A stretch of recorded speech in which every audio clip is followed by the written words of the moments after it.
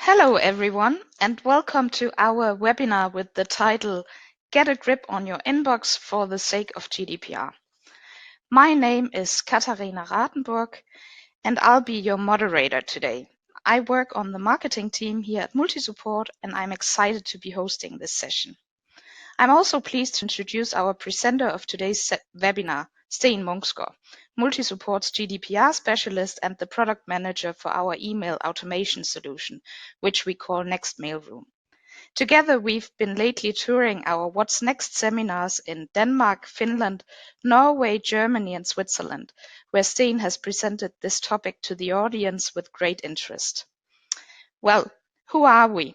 Multisupport started out of sheer frustration about how people are left to struggle with paper documents, post-its, spreadsheets, emails, and more or less manual procedures to manage what is left over when even the best business systems are in place.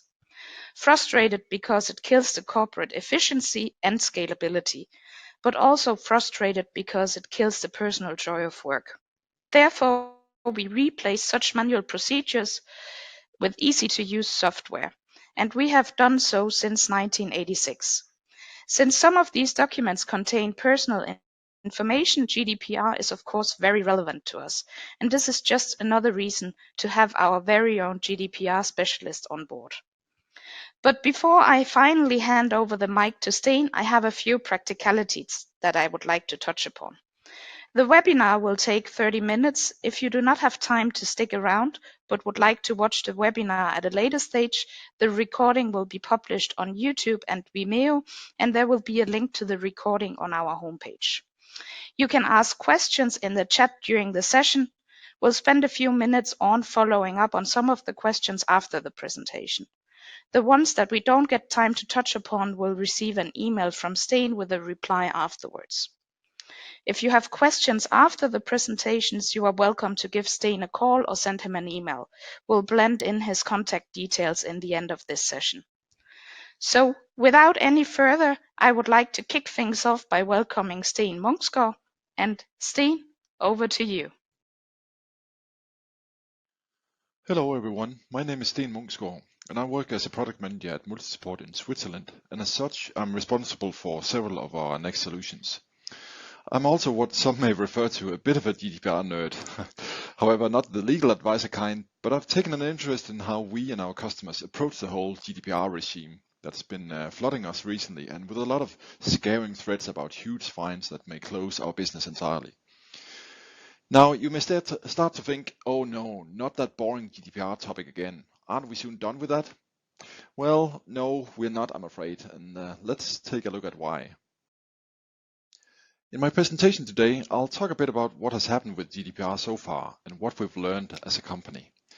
And I'll finish off with touching on an area where we here at Multisupport feel that there is still some work to be done, namely your company inboxes. But first, I'll make a brief introduction of who we are. In Multisupport, we make good business run better, supporting multiple types of business documents and processes. Before we come to the details of what we do, everything starts with the why. It is important to our clients, our business partners, and we ourselves understand why we exist as a company. Understand what makes us get out of the bed each morning. Whenever we visit a company in manufacturing, distribution, logistics, or insurance, we find a lot of business documents and processes around them. Incoming, outgoing, with customers, suppliers, and partners, and internally between departments. The core business systems take good care of all the primary business processes. All primary processes most often taken good care of by the core systems. But we also find that even the best business systems leave a rest, maybe 10 to 20% of the processes that are not taken care of.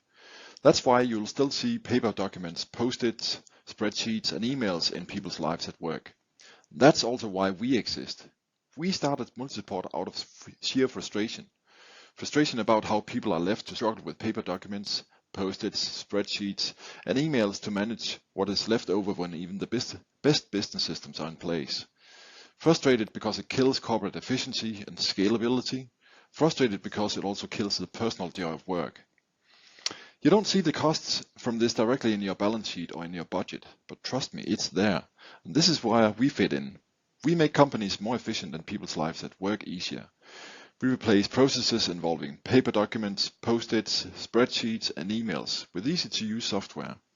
Smart process applications that complement your core business systems.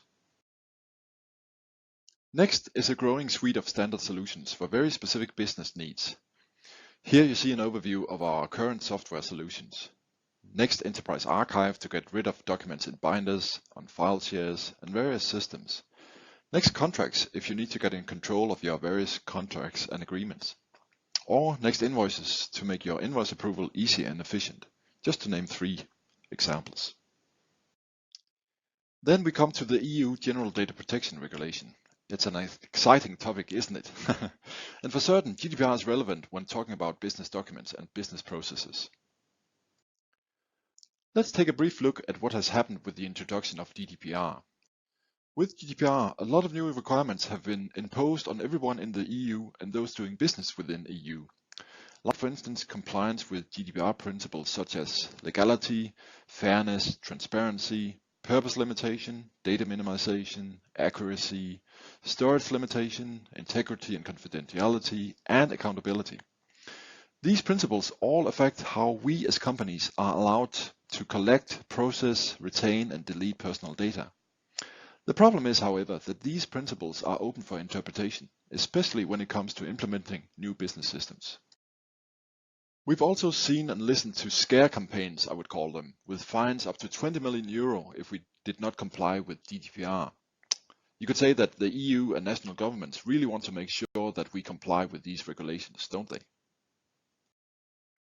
And we here at Multisupport have also done a lot of work to become and stay GDPR compliant. For instance, consent forms. So when you sign up to our newsletter online, you must accept this for us to be able to document that we have your consent to send you an email newsletter. In addition, we've updated our data processing agreements, our data security policies, data processor registers, and updated our terms and conditions. And we've also been busy cleaning up our ERP system for personal data from customers and partners. So what about you? If I were to ask you, listening to my presentation today, have you had any GDPR initiatives, either externally or internally in your company? Did you make any changes to your company process or policies? Did you make contracts with customers, suppliers, or partners regarding GDPR? And have you cleaned out data in your ERP systems? Would you be able to say thumbs up to all of the above?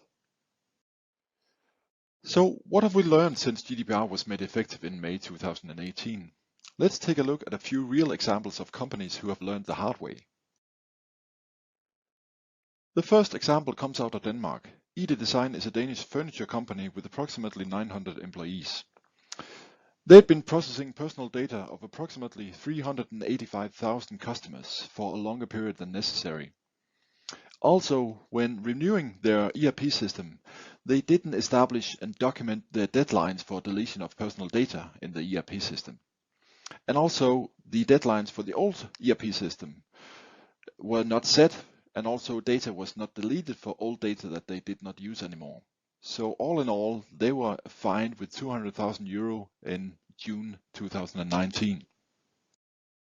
Second example comes out of Germany. Delivery Hero is a logistics company with approximately 21,000 employees.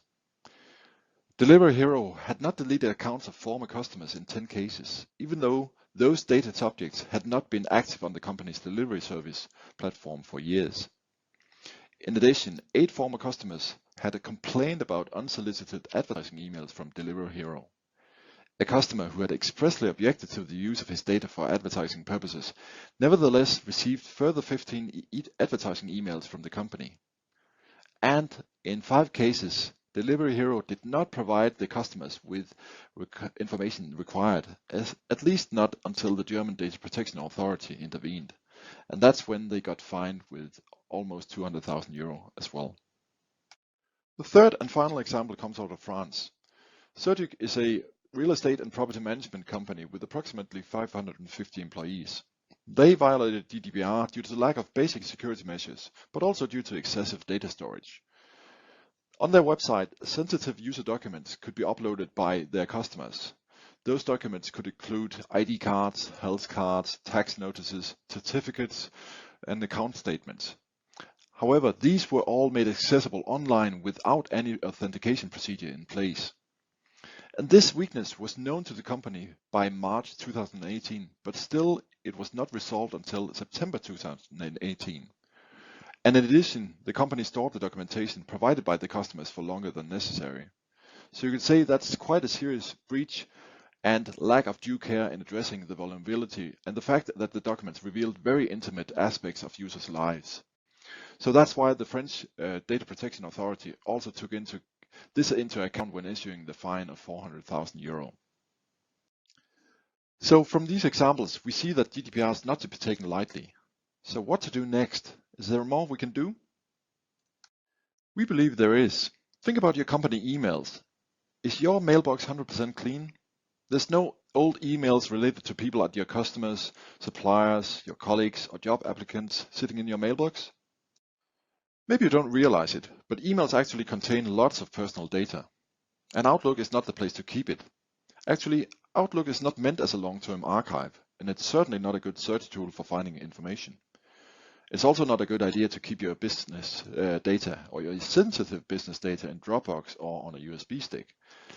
Personal data should be put in a centralized and secure archive where access and retention can be better controlled. As a business, you need to make sure that your employees delete their emails as fast as possible when they don't need them anymore, because it's all on official record. What is personal data anyway?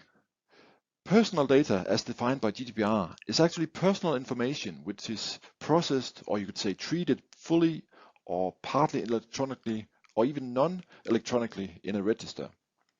What actually matters is whether a person can be identified based on the information. And it doesn't matter by whom this is identified.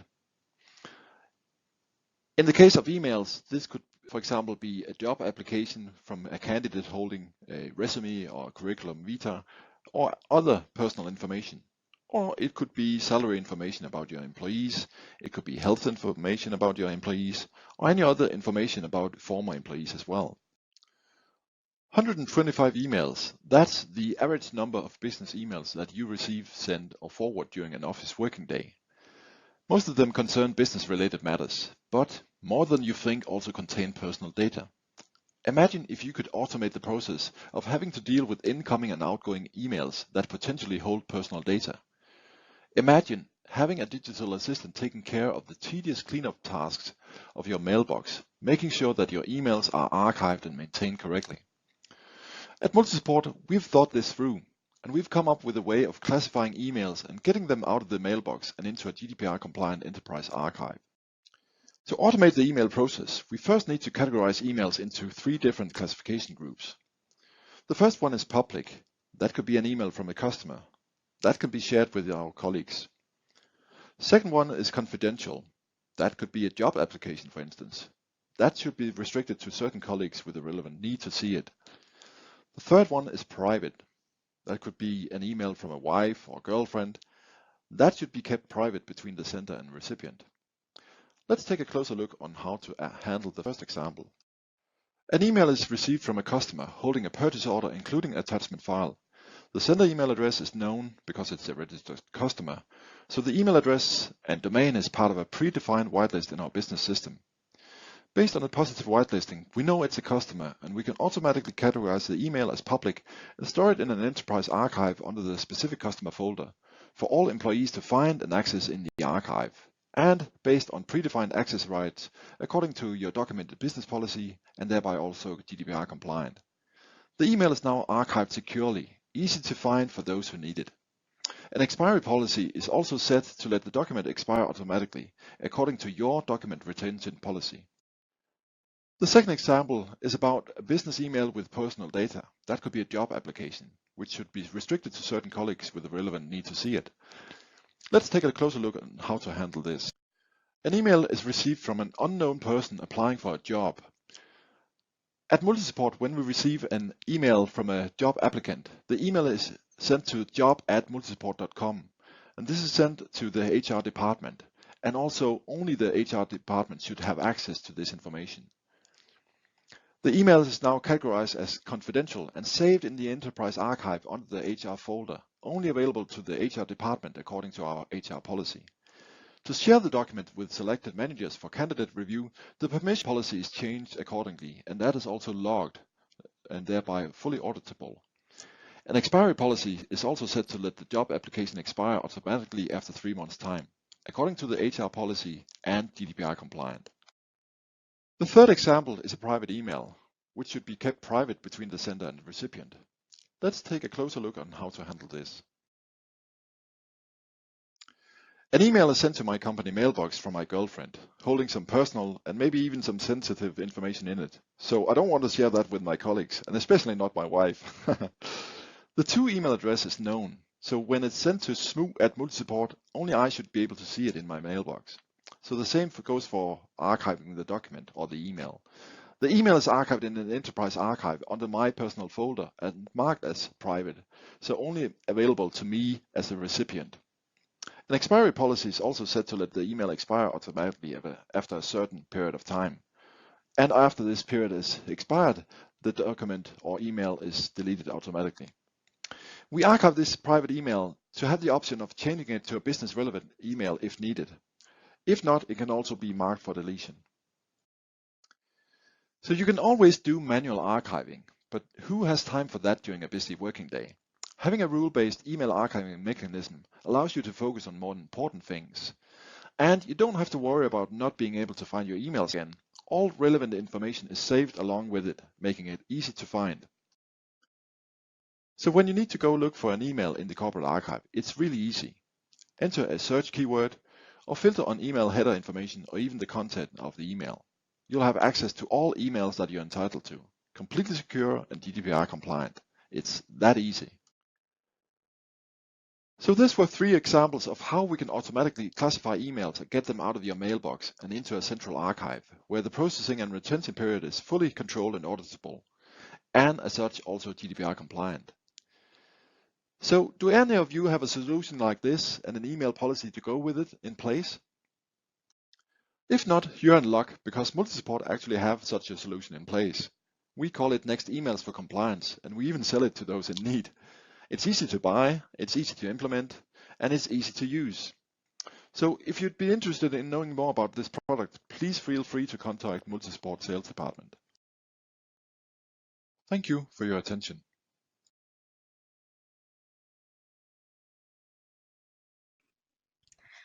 And thank you, Steen.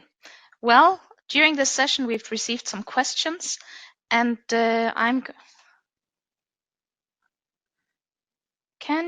Can everybody hear me? I certainly hear you. Okay, we'll try again. Thank you, Steen. And we've received some questions during the session. And I'm going to read them out loud, and then, Steen, if you will answer to us. Of course. The first question is, what do you do about junk emails? Well, we have a processing chain that takes care of incoming emails. So we can actually add a junk mail algorithm to check the mails before we actually archive them. So this way we can actually avoid having to add junk mail to our archive solution. Yes. We had another question here. What triggers the authorities to check up on companies? Well, there are different triggers, you could say. One would be a random check that's done by the data protection agencies, which is not unusual. Then also political pressure can also be a motivator for making checkups, and of course also, like we saw in the examples I just mentioned, we also see that authorities start checkups if they receive complaints from angry customers and the like. Yeah. And then someone reacted on the private emails. Why would we need to archive private emails? Good question. You actually don't have to. That depends or that's up to you or your employer to decide how to deal with the private emails coming into your mailbox. Some employers allow it, others don't. At Multisupport, we're actually allowed to use our company mailbox for personal matters also. But it should be defined in your corporate email policy whether or not these private emails are allowed. And from a technical point of view, a private email that has been automatically archived in the archive will initially only be available to the sender and receiver, and thereby being private. And also in our solution, an email can be marked for deletion. So that means full removal according to GDPR, or access permissions can be changed later on so that you can actually change your mind and actually make it available to other users as well. And this is all logged and auditable, of course. Fine. And then we have one customer mentioning a case where the local government published personal info such as driver's licenses on the web, which is of course also a no-go. But we've received a few more questions, but we'll need to wrap it up now. Thank you, Steen, and thank you everyone for listening in.